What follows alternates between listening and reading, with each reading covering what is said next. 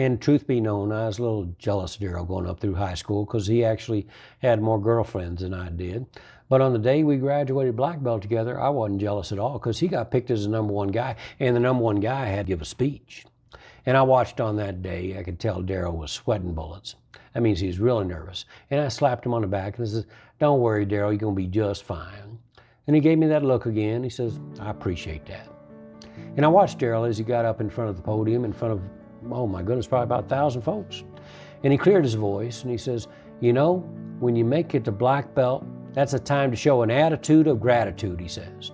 Now, you need to be grateful and thankful to all the people that helped you, like your instructor who showed you all the secret ninja black belt stuff. We need to be thankful to our families who took us to karate for 2 days a week for what seems like forever. But I'm here to say, most of all, you need to be thankful to your friends, your close friends, because they're the ones that help you through your darkest hour. And then to my surprise, he says, "I want to tell you a story. I want to tell you my story."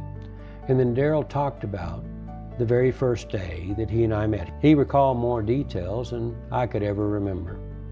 And he talked about how he had no friends in school, got picked on every single day, always had to eat lunch by himself.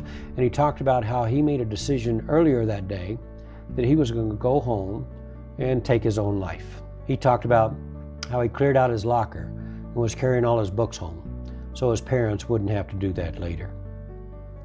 But then he said, "Luckily, I found a friend. And because of the kindness of my new friend, I changed my mind, and I'm still here with you today as a result." And I looked over at Daryl's parents, and both of them were staring dead at me. And Dad gave me this nod of approval, and it was at that moment in time I truly understood what Grandmaster Buell taught us so many years ago. He says, never underestimate the power of your actions. One kind gesture can change a person's life. Again, never underestimate the power of your actions. One kind gesture can change a person's life. On the day that I showed kindness to Daryl, unbeknown to me, that saved his life. On the day that he told that story, that had a tremendous impact on my life as well.